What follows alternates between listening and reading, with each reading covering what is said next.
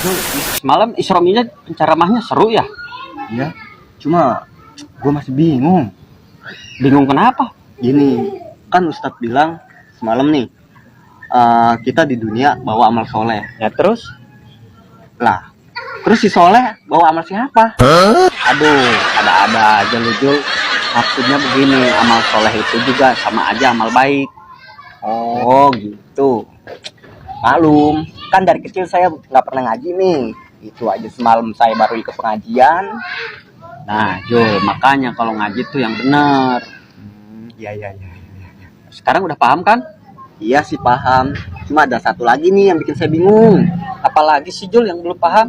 Iya, tadi kan lu bilang soleh itu amal baik. Nah, yang jadi pertanyaan, jadi si baik itu bawa si soleh gitu.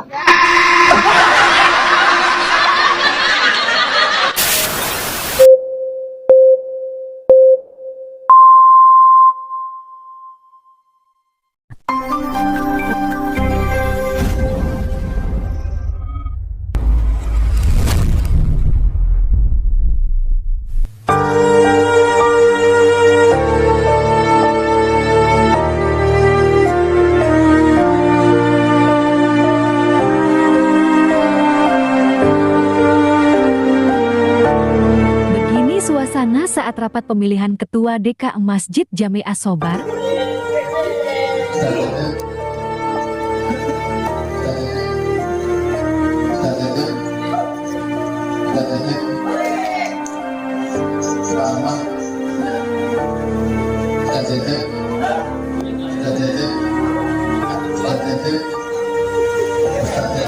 Dan Alhamdulillah Bapak Ustadz Muhammad Cecep terpilih kembali menjadi Ketua DK Masjid Jami As-Sobar.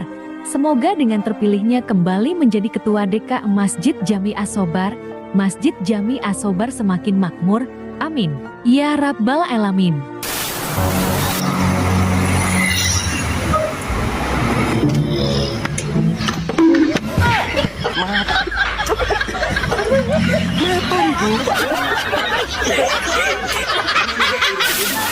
Sosok yang satu ini namanya Bapak Ahmad Muslim yang sudah pasti hobinya suka makan. Di mana ada makanan di situ dia ada. Tajam juga hidungnya cium bau makanan.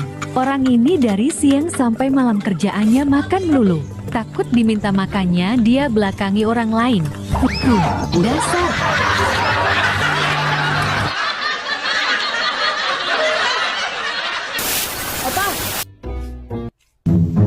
Sini, Ada apa? Hujan-hujan manggil-manggil? aku denger apa udah dapat calon istri ya?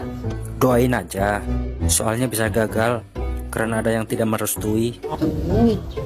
Sama siapa? Suaminya. Cakep belum?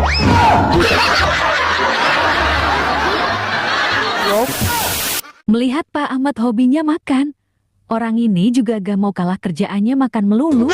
Beliau adalah Bapak Moais yang sudah punya sertifikat tukang kopi. Aneh ya, tukang kopi tapi gak suka ngopi. Tapi tukang makan kayaknya ketularan Pak Ahmad Muslim nih orang.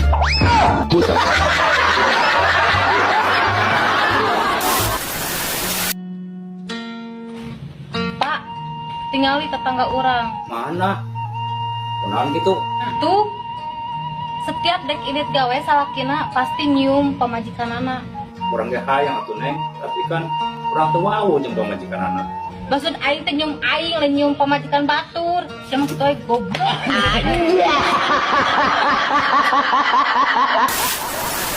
Untuk sosok orang yang satu ini namanya Bapak Sugianto alias Bapak Paul. Bapak Paul ini orangnya gila hormat. Mari kita lihat cara sambutannya. Assalamualaikum warahmatullahi wabarakatuh.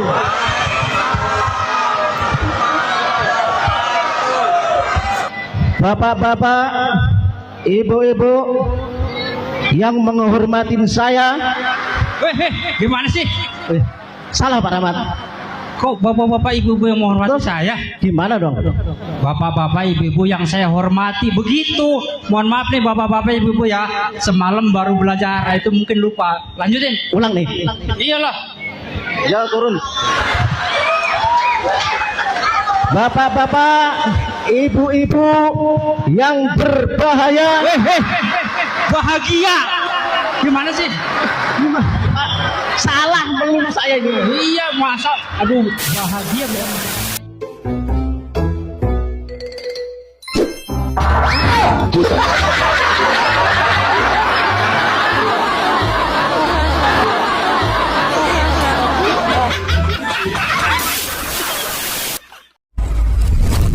Sebelum kita melihat perjalanan sejarah silaturahmi, kita mengenalkan terlebih dahulu acara silaturahmi di setiap bulannya. Setelah MC membuka acara pertama sambutan dari tuan rumah. Acara kedua, pembacaan ayat-ayat suci Al-Quran.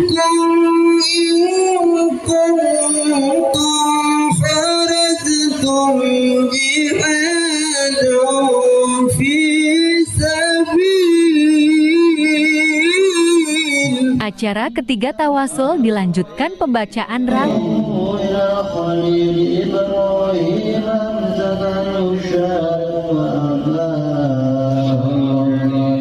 Mahal Elu El-Qiyam.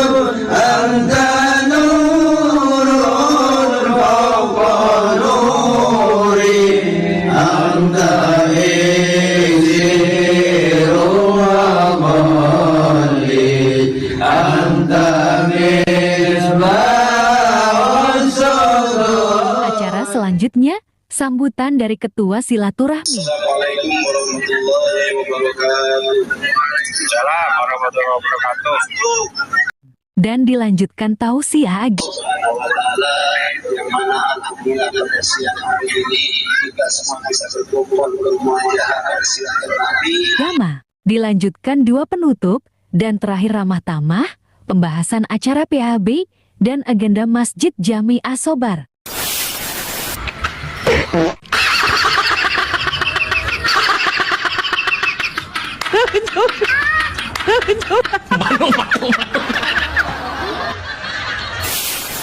Nah, kalau ini bonus perkenalan ibu-ibu saat acara halal bihalal di Saungalum Tanjung Kait. Assalamualaikum, nama saya Bu Sudes, istri dari Pak Sudes.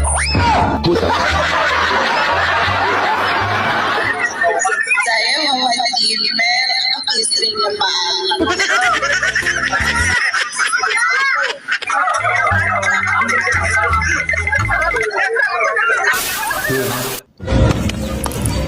Apa lu? Berani lawan?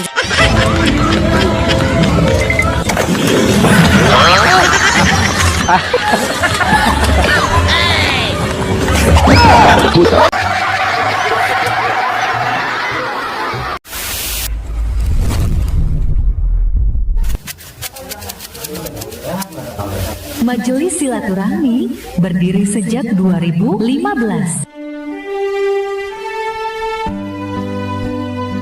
Mari kita kenal lebih jauh sosok Ketua Silaturahmi pertama Bapak Unang Mandi. Orangnya supel, mudah bergaul dan humoris. Orang ini rela turun gunung dari Sukabumi menuju Banten untuk mengadu nasib. Karena orangnya hobi masak, dia masak di kebun Jawara Banten yang galak. Dia ngaliwat di kebun aing. Bos, kaliwat doang. Kena naon meureun, ngaliwat mah. Teu bisa. Ngeunah bae ngaliwat di tempat aing. Ngalawan ka aing, bos. Nyanan dia. Duh, sapi ini jelema ieu. Dia mau orang ngaliwat gratis ya. Dari Banten karena kalah ilmu Pak Unang Mandi ke Jakarta untuk kerja. Dengan lika-liku kehidupan yang panjang, akhirnya punya rumah klaster di Rajat Mulia Residence, dan akhirnya dirajik sukses jadi pengusaha es tebu. Amin. Kamu nggak minta duit? Enggak. Kok tumben? Ya aku tahu kamu nggak punya duit. Aku tahu dari mana? Kan barusan tak habisin.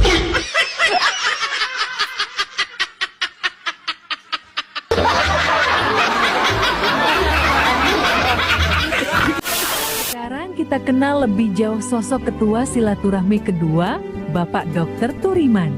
Beliau ini satu-satunya di dunia, seorang dokter yang kerja di bank. Setelah menjadi Ketua Silaturahmi, beliau sekarang sudah menjadi mubalik, Mari kita dengarkan ceramah dari Ustadz Dr. Turiman. Sayang istri daripada sayang anak. Mulutnya aja yang sering mengatakan saya lebih mencintai anak dari kamu. Enggak, kata siapa? Laki-laki manapun pasti lebih mencintai istrinya. Buktinya ada. Pulang kerja, anak di pangku tetangga, enggak apa-apa. Terima kasih. Iya, pulang kerja gitu anaknya di pangku tetangganya. Terima kasih, matur nuwun nggih pun ngomong anak kula. Coba kalau istrinya yang di pangku tetangga, oh langsung bawa arit. Itu tandanya bahwa suami lebih cinta istri. Aku mau cerai. Oke, rumah gimana? Jual, bagi 2. Tabungan gimana? Bagi 2. Mobil? Ada 2, satu-satu, bagi 2. Anak? Bagi 2. Hei, Maimunah, kan cuma 1 anaknya. Ayo kita bikin lagi. Oke. Sekarang kita kenal lebih jauh sosok ketua silaturahmi ketiga, Bapak Budi Lentini. Sosok orang yang satu ini orangnya humoris dan serius. Saking seriusnya setelah hatam Al-Quran, tes ilmunya nabrakin motor ke mobil losbak yang sedang parkir. Alhasil giginya ompong 2. Masih kurang puas juga naik pohon mangga tinggi 2 meter jatuh alhasil patah tangan. Emang aneh orang yang satu ini. Dan sekilas fotonya mirip alam Mbah Dukun. Iya kan?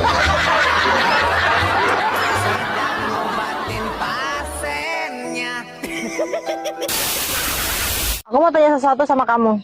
Tapi kamu jawab jujur. Baik, Kenapa kamu masih bertahan sama aku? karena aku suka kamu apa adanya. Tapi kan aku keras kepala. Tapi yang lain kan empuk semua. Waduh.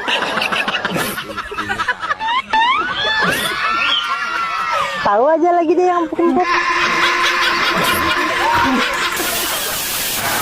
Dan sekarang mari kita kenalan dengan sosok ketua silaturahmi keempat, Bapak Rahmat. Orangnya kalem dan berkarismatik. Dari situlah sosok orang yang satu ini banyak dicintai para wanita, dari nenek-nenek dan yang masih gadis, dari yang janda sampai orang yang bersuami. Untung orangnya setia. Bapak Rahmat selain mantan ketua silaturahmi, beliau juga punya profesi sebagai editor dan sutradara. Sudah ratusan film yang disutradarai beliau, dan film-filmnya bisa ditonton di RMT Creator. Karena sebagai YouTuber berkurang sukses, beliau mencoba jadi konten kreator affiliate di TikTok. Beliau pun mengambil bintang iklan dari Sukabumi yang susah diatur. Ini salah satu aktingnya. Klik di keranjang kanan kiri. Kiri bawah. Kiri bawah. Oh, kiri bawah. Pelan gitu sih. Kiri bawah ya? Diklik di keranjang kiri bawah. Oh, klik. Pelan. Untuk teman-teman yang membutuhkan bibit jagung, silakan klik di keranjang kanan kiri. Kiri bawah. Kiri bawah. Kanan kiri. Keranjang kiri bawah.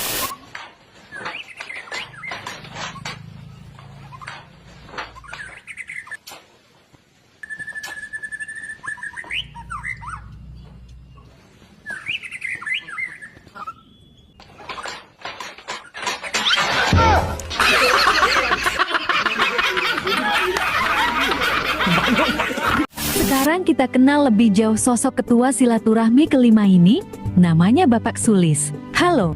Halo. Halo.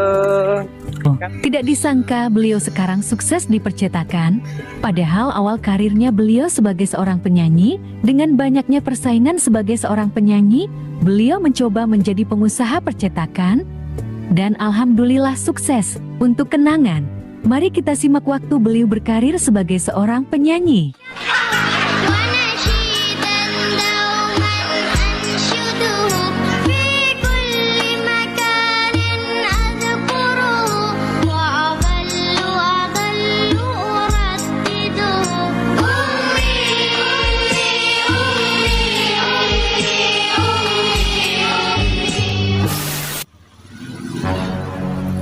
Nih Pade, daun belimbing ini kalau dimasukin ke paralon, dicium pasti wangi. Coba deh.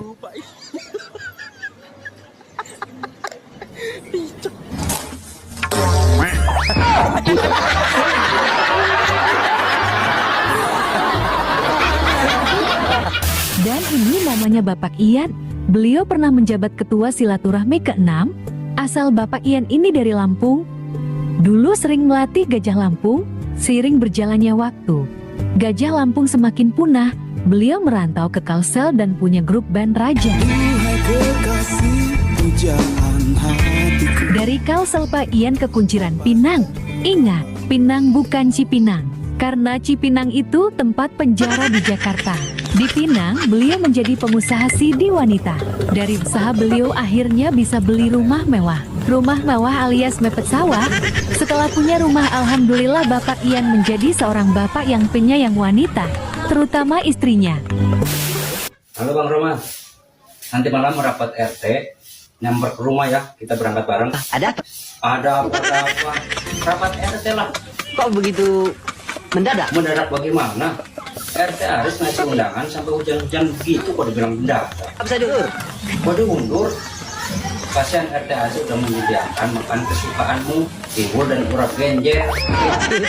Sudah gitu selesai rapat, diajak karaoke sama Bang Jablay. Ya, insya Allah.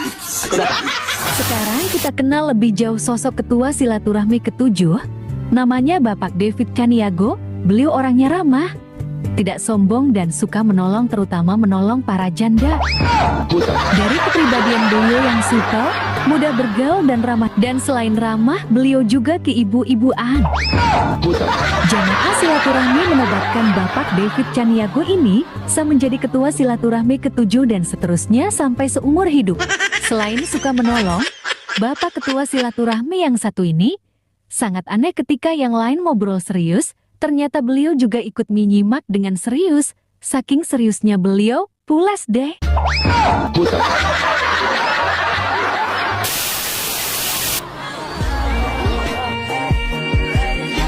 Ciluk. Wah.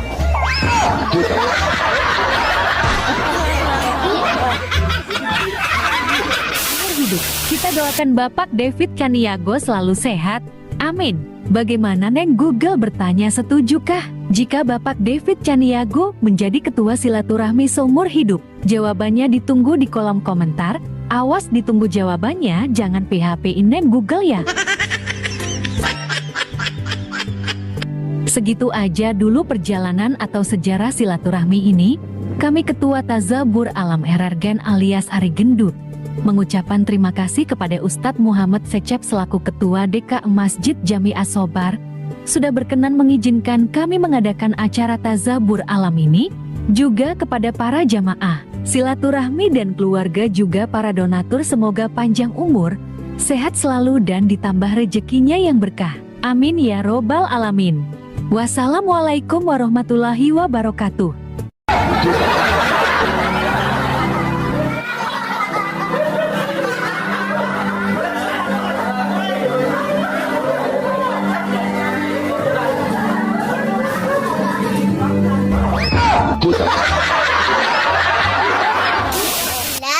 Nyonggal kina ngarit gue cempek. Nyong Mila, nyong senengnya masaknya ning pawon. Nyong Rahmat biasa ngisi nang kebon.